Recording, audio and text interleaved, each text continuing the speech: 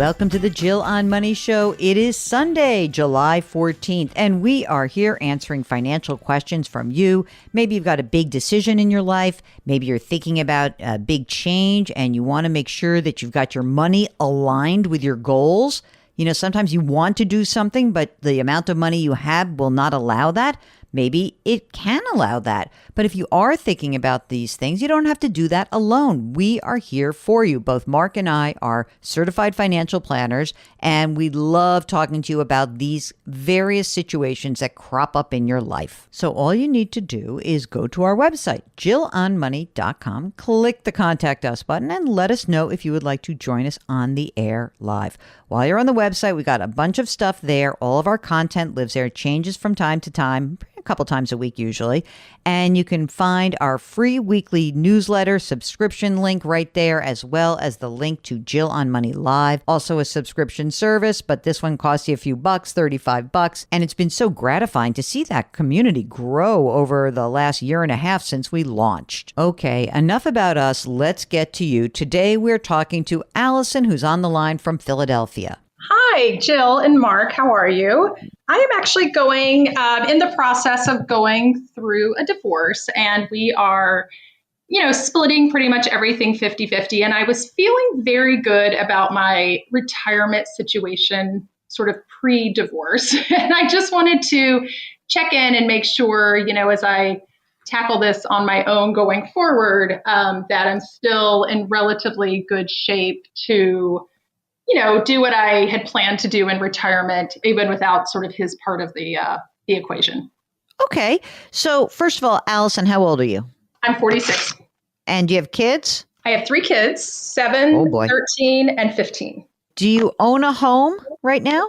I do. I purchased a home a little less than a year ago. How much is it worth? It's worth about $450. And do you have a mortgage outstanding? I do. I have a mortgage for about $350. This home, you're going to stay in this home post-divorce? Is there going to be any selling or any having to buy out the partner, your future ex?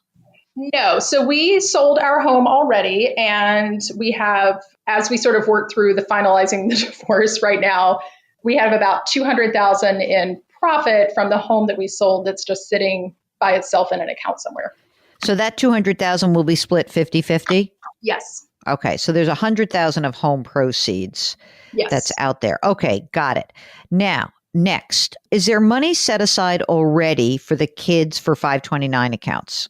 All 3 kids have 529s. They're different just based on their ages. So the oldest, the 15-year-old, has about $130,000 in his. My 13-year-old has about $90,000 in hers, and then my 7-year-old has about $30,000 in his. That's great. So how did that money accumulate? Do you guys make piles of money together, or do you have very wealthy and generous parents? No, there are no grandparents involved, but he and I are both relatively high earners. Okay. So how much do you earn, Allison? So I earn about $220 as my base salary, and my bonus is highly variable year by year. So this year it was very generous at $100,000 or a little less than $100,000. But on a year-to-year basis, I would say I could count on 50. All right. Well, that's great. And right now, in terms of your retirement assets, is one of you a much larger earner than the other? In other words, will you be entitled beyond the home proceeds of $100,000 that is yours and you will get? Will there be any qualified domestic relations order where you're going to get a piece of his retirement or he will get a piece of your retirement? So right now, we've essentially agreed to split everything 50-50 because our earnings are fairly well matched. Oh, okay. And we've pretty much split everything up until now, right? So where that will come down to is sort of where money comes out, right? So for example, he has money in stock for his company that is just going to be easier for me not to touch, right? But I might get more of our joint investment account because of that. Right. So I think on the whole, it will be relatively 50-50, but how those materialize in terms of individual accounts might differ a bit. In your own retirement account, what do you have? Do you have a 401k through work? Yeah, I have so I have a 401k rollover for my previous company that has about 800,000 in it. Okay, so it's an IRA. So don't say those words 401k because you're going to get me like freaked out a little bit. Right. So it's an IRA rollover, and it's a pre-tax number account. I also have a 401k for my current job, but it's a relatively new job, so it only has about 20,000 in it. Okay, and do you have any Roth assets? No. Any brokerage account assets that is in your name only? I'll deal with the joint in a second. Not in my name only. Okay, now let's talk about the joint account. How much is in there? So our joint investment account has about 1.6 million. Got it. Okay. Is it mostly in stocks, bonds, index funds, other funds? What's going on in that account? It is, I would say, 90% stocks and probably 5% bonds and 5% cash. And when you say stocks, you mean individual stocks? It's professionally managed, which is a whole other conversation. Professionally wait a second. Are there air quotes around professional? There are air quotes around managed. Oh, I love it. Okay, how much is that account being charged annually? 1%. Now, X's retirement account. What's in there? About 600,000. And the stock account? So I have stock in my prior company that's worth about 60,000. He has stock in his current company, which is worth about 200,000. Okay. And then I have stock in my current company that's worth about 30,000. Is there anything else in retirement from him except the 600? Is there anything else? Well, and then what's in our joint investment account? Yeah. The reason I'm asking that is that he's not necessarily saying, I want you to send me because you have 820,000 in retirement and I only have 600,000 in retirement, that he is not then saying, I want half of that difference in a retirement asset. He's willing to essentially take that in another way. Is that correct? Yes, that's right. So I think it would be just present value, right, of whatever. The reason I'm asking that is that I don't want you to give up retirement assets if at all possible. That's all I'm going to say. Okay. Yep. So right now, in terms of retirement, you owe him 110, but in the stock, he owes you 55. So we can get this done pretty easily. So this is not going to be a problem at all. In terms of the joint account, is this a relationship that is being quote unquote professionally managed that he has established? And will you leave this company after the divorce? I'll be honest, I think both of us have been ready to leave it for a while and have just not gotten around to it. Okay, right? that's fine. Sure. I can see a situation where, if we each are getting, 800,000 out of this, that we would, move that into a robo-advisor type of situation, Fantastic. That's great. Okay. And your rollover, where is it? Is it with that company also? No. So the joint investment account is managed through Schwab, but my 401k is through Betterment. Betterment. I'm sorry, not 401k, my IRA. Yeah. All right. That's fine. And you're happy with Betterment, right? I am. Okay, great. Perfect. Okay. So now how much are you putting into your retirement contributions right this second on your, let's call it your 270,000? Are you maxing out? I do max out and my company has a 3% match. How do you feel about, you now have this home, you're carrying the mortgage. How has your cash flow been maxing out the 401k, paying for the house, like being on your own? How has your cash flow been? It's been fine. I'm not a big spender. We don't have, our kids aren't in private school or anything like that. So I would say my cash flow has been probably higher than I anticipated, but still manageable. And you guys are going to split custody with the kids, right? Mm-hmm. Miss Amicable. Mark, this is what amicable sounds like, as opposed to me, it's quite amazing. Yeah, I know. You seem so nice. Like everyone's so happy. It's like a happy divorce. It's really, there are happy divorces. It's just, a different concept that I'm used to, but it is true. I'm not happy, but amicable is the right way to put it. No one wants to end a relationship. That's not a fun thing. So I get that. So I think you sound to be on perfect track.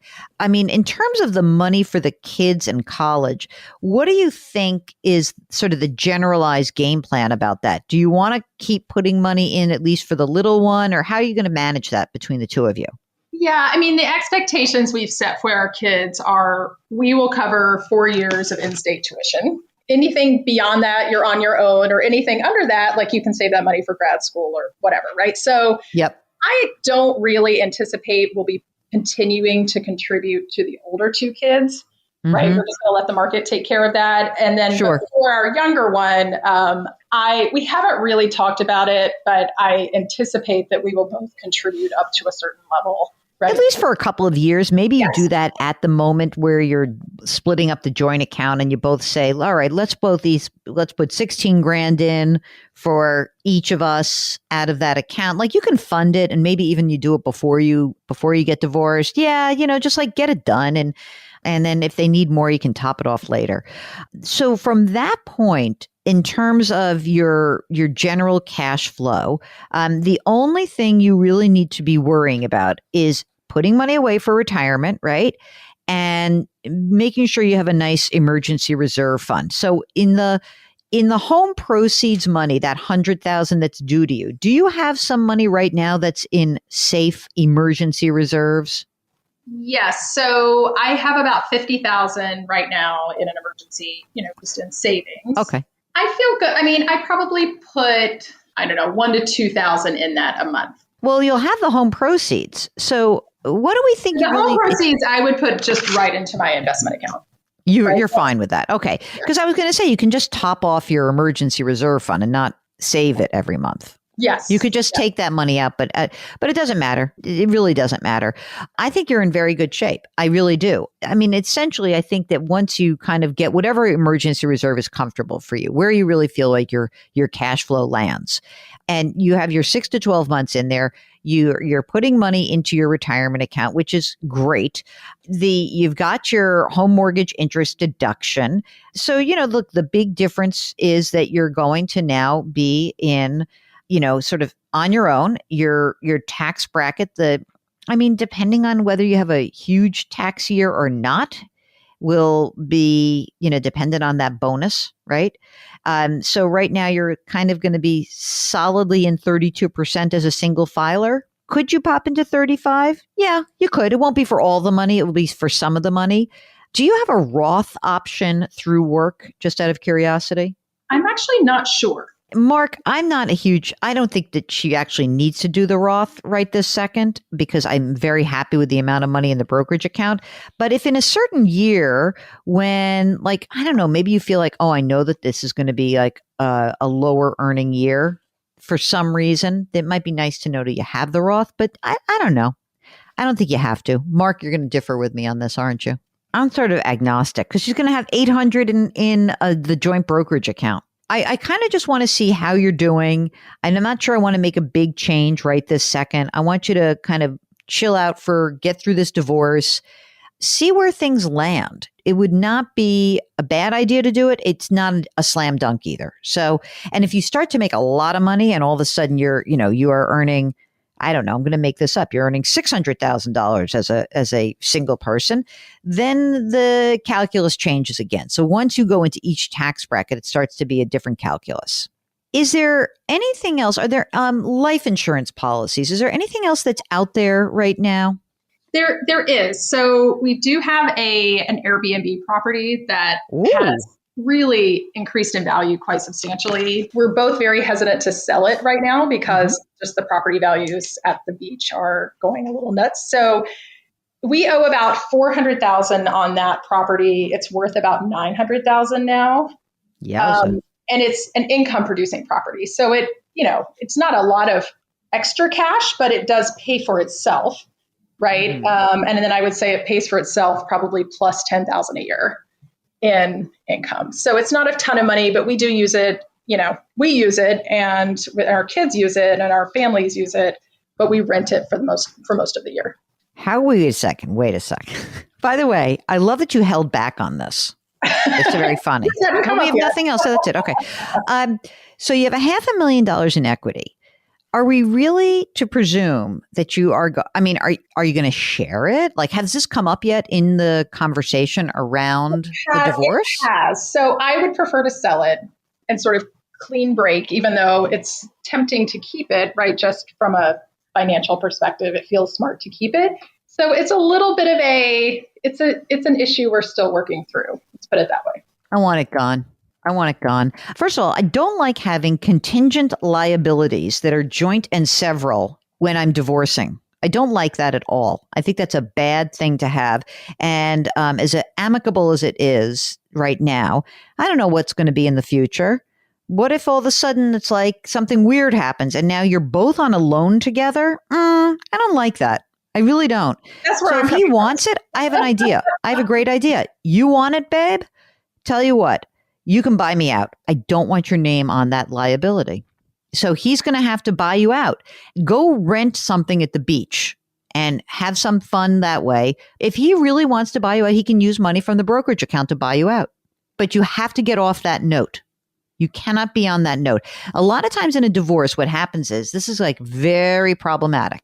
You say like, oh, I understand he wants to keep it. Don't worry. I know the mortgage rate's higher now. I'll stay on the loan. No, absolutely not. Absolutely not. I want you off that loan. Sounds serious, don't I? You do sound serious. It's the one part of this plan I didn't like, but that's it. The amicable thing to do is, even if it's a great asset, you get rid of it and you say, let's move on. Come on, honey. Love you to death. Go enjoy your life with your new girlfriend or boyfriend. And I'll do the same. Just not at my beach house. Exactly. That's the other thing. I just think it's weird when we share things like that. I don't know. I want that gone. And by the way, once you get the $250,000 from that, pop it in the brokerage account, use it. Like all this is starting to come together. You're in great shape. You're ready to rock and roll. You got plenty of money for Philly cheesesteaks or whatever else you want to do. And I think that you are in great shape. I'm glad that so can I just ask, as I ask you every single personal question. So you say it's amicable. Do you both have lawyers or are you doing a mediator? A mediator. I want you to have a lawyer. I'll tell you why. Okay. If you think about it, having a mediator is fine, but that mediator represents neither of you. I think that it's fine to have a mediator. It would be nice for each of you to have your own lawyer to review documents to make sure everything is cool. I mean, maybe it's going to be 100% easy peasy and you throw a few $1,000s away on a lawyer. I don't care. I just think you should be interviewing someone to have it in your back pocket because if things go south, you want to have somebody ready. That's it. That's my pitch. If you would like to join us on the air, all you need to do is go to JillOnMoney.com and click the Contact Us button. Check the box if you want to join us. Mark does everything else, and we are always so grateful that you join us. Don't forget you can subscribe to us on the Odyssey app or wherever you find your favorite podcasts. Please leave us a rating and review wherever you listen. Lift someone up. Change your work, change your wealth, change your life. Thank you for listening, and we'll talk to you tomorrow.